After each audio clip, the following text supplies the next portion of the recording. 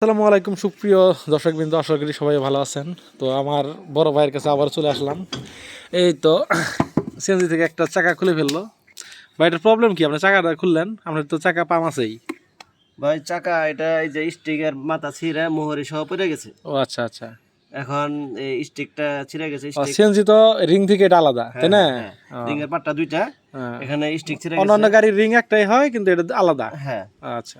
এটা পাটটা দুইটা, দুই পার্ট। এখানে আপনার যদি স্টিক একটা কাটে, এখানে 8টা স্টিক আছে। যদি একটা কাটে, এটা কিছুক্ষণের মধ্যে বেশি বেশি বেশি দূর না চালায় এটা লাগাই নিতে হয়।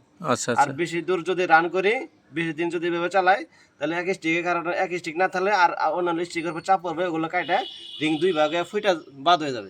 মানে একটা রাস্তায় একটা দুর্ঘটনা একটা করতে পারে। দুর্ঘটনা হতে পারে। এমনকি আচ্ছা। গাড়ি চাকা খোলার পরে হাওয়া ছাইরা তারপরে স্টিক খুলতে হবে, নইলে স্টিক যদি হাওয়া সহ যদি গাড়ি খুলি, চাকা খুলি, তাহলে আচ্ছা, সবই বুঝলাম। আপনি তো এই গাড়ির একজন ড্রাইভার, তাই না? ব্রাস্ট হয়ে অ্যাক্সিডেন্ট হবে। হ্যাঁ, বুঝতে পেরেছি। আপনি তো এই গাড়ির একটা ড্রাইভার, তাই না? হ্যাঁ। তো আমি তো জানি যে এই সকল কাজ সাধারণত মেকার করে থাকে। তো আপনি এই সকল কাজ করতেছেন, তো আমি বিষয়টা নিজের বুঝলাম মন না। মতো, আমার নিজের গাড়ি সেই অর্জনা করি, মেকারদের মন মতো হয় না।